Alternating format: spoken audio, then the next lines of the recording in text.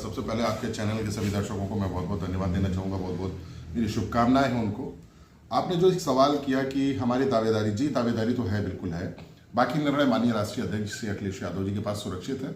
जिस दिन वो घोषित करेंगे, हाँ, हम लोग ये जरूर है, ये वादा करते हैं कि ये सीट 58 लोकसभा श्रावस्ती जीत के समाजवादी पार्टी की झोली में डालने का काम करेंगे। जैसे मान लेते हैं कि जीत के आप, क्योंकि आपके सामने बीजेपी है आपको चुनौती देने के लिए, क्योंकि यहाँ पे हमने सुना है कि पहले लापता सांसद हुआ करते थे, क्योंकि वो गठबंधन में आए थे, वो जीत के यहाँ से फरार हो चुके। 5 साल बीत गए लेकिन किसी ने उनका चेहरा तक नहीं देखा। क्या इस बार आप भी जीत कर कहाँ जाएंगे? देखिए, ऐसा सीधी सी बात है, आपको जैसे पता है, हम तो यहीं लोकसभा श्रावस्ती के रहने वाले हैं। गिलौला हमारा घर है। आपको पता है, जो पिछली एक जो आप अभी नज़ीर पेश कर रहे थे राम शिरोमणि वर्मा जी सांसद जी का, उनको बात सही है कि जो यहाँ का नहीं था वो अपने घर जाएगा। उसके कारण जनता को बहुत तकलीफें हुई हैं। हम लोग भुक्तभोगी इसलिए हैं क्योंकि उस वक्त अलायंस पार्टनर हम लोग भी थे। तो जाहिर सी बात है, ये सारी जो घटनाएं होती हैं इनसे शिक्षा मिलती है। इसी शिक्षा को लेकर मुझे लगता है माननीय राष्ट्रीय अध्यक्ष जी का जो निर्देश होगा वो ये होगा कि लोकल कैंडिडेट लड़े यहाँ से और उस पर लड़ाई हो, जिससे हम लोग भाजपा को भी मोड़ तोड़ जवाब दे सके, साथ ही साथ हमारी जनता के लिए भी सुलभ हो।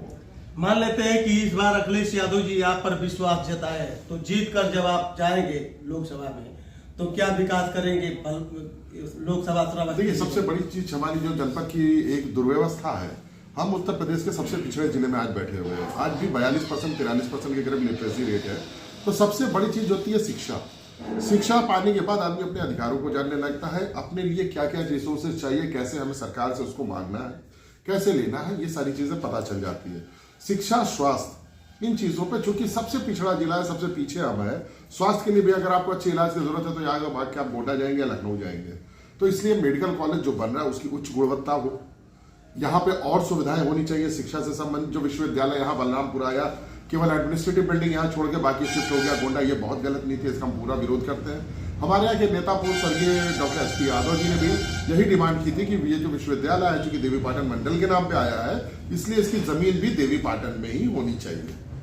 चलिए ठीक है, अभी आप बात कर रहे हैं कि यहाँ पिछड़ा जनपद, तो वास्तव में पिछड़ा जनपद है। अभी आपको काफी पहले, कुछ दिन पहले हमने सूचना भी दिया था कि यहाँ पे पानी की अव्यवस्था है, जंगल के साइड में था। सरकार कह रही है कि हमारे पास सारी व्यवस्थाएं हैं, तो क्या उस गांव में की दृष्टि क्या थी? देखिए, ऐसा है, वो हमारी प्रायोरिटी पे होगा, आपके द्वारा संज्ञान में लाया गया था। क्योंकि वहां पे वन विभाग और आर्मी का कुछ डिस्प्यूट है, उसको देखते हुए, चूंकि अब तो इनके बीजेपी के पास कोई एजेंडा ही नहीं है। दोनों जगह डबल इंजन सरकार उनकी है। स्टेट में कोई समस्या आ रही थी, सेंट्रल से बात देखिए अभिषेक जी, हम आपकी बातों को विराम देंगे। आप देखिए, सरकार कह रही है कि हमने सब जगह हर घर नल, हर घर पानी, हर घर बिजली। ना वहाँ पे बिजली की खंभे कहीं दिख रहे हैं, ना वहाँ पे पानी पीने की कोई व्यवस्था है। और आप देखिए, आप जो संज्ञान में ला रहे हैं, अब जब चूंकि ये सरकार कह रही है तो इसके तो सारे दावे झूठे हैं, सारी बातें फरेबी हैं। हम पूरा प्रयास करेंगे कि वहां बैठ के उस जहां की आप बात करें वहीं पे चौपाल लगा के, वहीं अधिकारियों को बुला के उनको वो पानी भी दिखाया जाए और उनको वो विद्युत पोल भी दिखाया जाए जो उन्होंने लगा रखे हैं हवाई। तो इससे ये समस्या तभी दूर होगी जब कोई जनप्रतिनिधि धरातल पे उतर के वो कार्य को करना चाहेगा। आप कह रहे हैं शिक्षा व्यवस्था, तो शिक्षा व्यवस्था में क्या आप उच्च गुणवत्ता लाएंगे? क्योंकि आपकी सरकार में भी क्या इसी तरीके से पेपर लीक होंगे? क्योंकि अभी इंटर की पेपर लीक हुई है। देखिए, ऐसा है, ये तो बड़ी दुर्व्यवस्था वाली बात है कि आप इतनी वैकेंसीज निकालते हो लेकिन एक भी एग्जाम को पूरा नहीं करा पाते। हमारी सरकार में इस तरह के पेपर लीकेज की कोई बहुत बड़ी मेजर इतनी घटनाएं नहीं होती थी। अब तो दुर्व्यवस्था का आलम यह है कि इंटर की परीक्षा के पेपर आउट हो रहे हैं। मतलब कि सतही लेवल पे हमें तो लगता है कुछ दिन में लोअर केजी, अपर केजी का भी पेपर ये लोग आउट कराने लगेंगे। इन्होंने एक व्यवसाय के तौर पे ले लिया भर्ती को, कि भर्ती निकालो, जो बेरोजगार है वो अपने माँ बाप से किसी तरीके से पैसा मांग के अगल बगल से पैसा लेके फॉर्म भरेगा, आप कैंसिल कर दे, करोड़ रुपए अंदर होगा, बाकी वो जाए अपने हाल पे। आप बताइए, जो पुलिस अभ्यर्थी अभी कैंसिल हुई है, इसमें इन्होंने अभी नोटिफिकेशन नहीं जारी किया, अब 6 महीने बाद करने की बात कर रहे हैं। 6 महीने में कितने बेरोजगारों की एज उससे बाहर हो जाएगी लिमिट से? उनके लिए क्या पॉलिसी है? मैंने 2-3 लोगों से बात की, उन्होंने कहा नहीं, यही फॉर्म काम करेंगे, लेकिन उसके से संबंधित किसी भी तरह का प्रपत्र आज तक सरकार ने जारी नहीं किया है, ना ही कोई क्लैरिफिकेशन दिया। मुझे जो एक मेरा अंदाजा है, कम से कम 30 से 40 हजार अभ्यर्थी इस परीक्षा से अपने आप बाहर हो जाएंगे। चलिए ठीक है, अब हम फिर अपने सवालों पे आते हैं। आप कहते हैं, लेकिन जब बीजेपी कहती है कि सपा सरकार में बच्चे नकल करके पास होते थे और आज आप यहाँ नकल विहीन परीक्षा हो रही है। अभी आज का ही हमने फेसबुक पे देखा है, बाराबंकी के एक स्कूल की फोटो डाली गई है जहां बच्चे पूरी तौर पे नकल कर रहे हैं। उस समय एक व्यवस्था थी सपुस्तक परीक्षा की, कि पुस्तक आपके पास रहेगी, आप अपने नॉलेज के हिसाब से उसमें से छांट के कंटेंट्स निकालें। समय समय पे व्यवस्थाएं बदली हैं। आज जो व्यवस्था थी कि नकल विहीन की बात कर रहे हैं, बाराबंकी का कॉलेज का आज का वीडियो है जिसमें दबा के नकल हो रही है, पेपर्स रख के लिखे जा रहे हैं इसी योगी मोदी सरकार में। तो आप ये नहीं कह सकते, ये सुधार करें। पिछली जो गलतियां होंगी कि हमने कसम खा ली कि हम उसी गलती को करें, हम सुधार नहीं करें। अगर मान लीजिए इनकी नजर में कोई गलती हुई है तो उसको सुधार करें।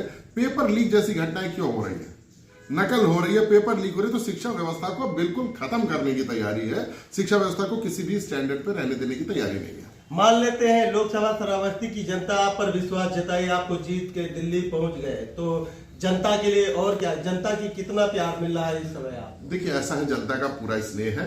या अगर ईश्वर की कृपा रही, माननीय राष्ट्रीय अध्यक्ष जी का आदेश हुआ, तो हम आपको चैनल के माध्यम से आश्वस्त करना चाहते हैं कि 58 लोकसभा श्रावस्ती हम लोग भारी बहुमत से, आप अगर अपने आंकड़ों में पूछना चाहेंगे तो पूरा विश्वास है कि हम 1 लाख से 1.5 लाख वोट से ये लोकसभा जीत के माननीय राष्ट्रीय अध्यक्ष जी के झोले में ये सीट डालने का काम करेंगे। तो फिर आप भी छुट्टा जानवरों में जो जुबान जानवर जो घूम रहे हैं, इनको कहाँ लेकर जाएंगे? देखिए, ऐसा है, अभी तो आपको जल्दी ही पता चला होगा कि जो अनाज का खाद्यान्न के लिए पैसा था उसको अधिकारी खा गए। हाँ। तो ये एक दिक्कत है जहां पे टाइट रहने की जरूरत है। यहाँ एक ही पैसा ही नहीं खा गए, आज रिश्वत की बात आ रही है, रिश्वतखोरी की। अभी कच्चे कोर्ट में, जब कोर्ट में रिश्वत चल रहा है तो खाद्यान्न की बात है, वो तो बड़े पैमाने से, छोटे पैमाने से है।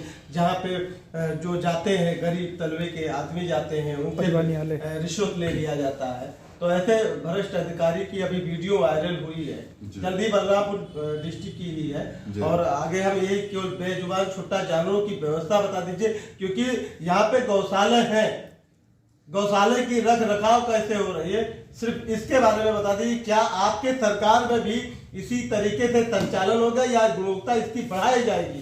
देखिए, ऐसा है, जो आपको लग रहा है गौशाला हमेशा जो डील होना चाहिए ऑफिसर के लेवल से, ग्राम प्रधान के लेवल पे आपने मैनेजमेंट के लिए कह दिया। आप पर्टिकुलरली उसके जो पशुधन प्रसार अधिकारी या जिस तरह के अधिकारी होते हैं उनका नोडल ऑफिसर बनाइए, उनके थ्रू कि उनके स्वास्थ्य का भी देख रेख हो, प्लस जो उनको खाद्यान्न हम दे रहे हैं, अगर हम पशु उसको पकड़ के बंद कर रहे हैं या उसको कहीं गौशाले में रख रहे हैं, तो उसको क्वालिटेटेड खाना उसको देना है।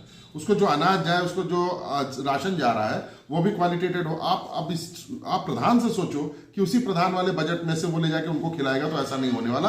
या तो गोवंश मरेगी तड़प तड़प के वहां, अन्यथा इस तरह से सड़कों पे घूमेंगी। आज की घटना बताओ, 13 गाय एक साथ रेलवे ट्रैक पे कट गई है। तो इस तरह की व्यवस्थाओं से आप ये सोचे कि भला हो जाएगा, ऐसा नहीं होगा। आपको कहीं ना कहीं क्वालिटी को सुधार करने की जरूरत है, आपको उसका बजट बढ़ाने की जरूरत है। अगर गोवंश को पाल के आपको आगे रखना है तो उसके लिए आपको फंड्स को बढ़ाने की जरूरत है। लास्ट सवाल है अभिषेक जी, सिर्फ लास्ट सवाल हम अब आपसे करेंगे।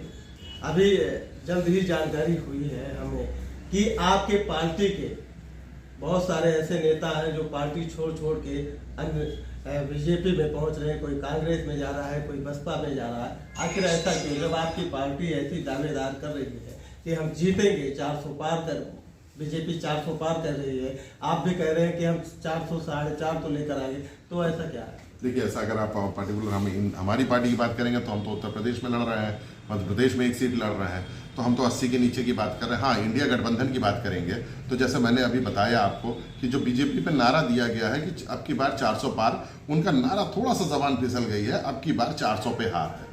वो 400 पे हार रहे हैं, इसलिए तड़फ रहे हैं। दूसरे पार्टियों से लोगों को जो है उनको तोड़ तोड़ के लाने की कोशिश हो। हाँ, जिसकी निष्ठा है वो नहीं जाएगा, जिसके अंदर लालच होगा, जिसको डरा सकते हैं, जिसको धमका सकते हैं, जो जिस तरह से हो रहा है उसको कर रहे हैं।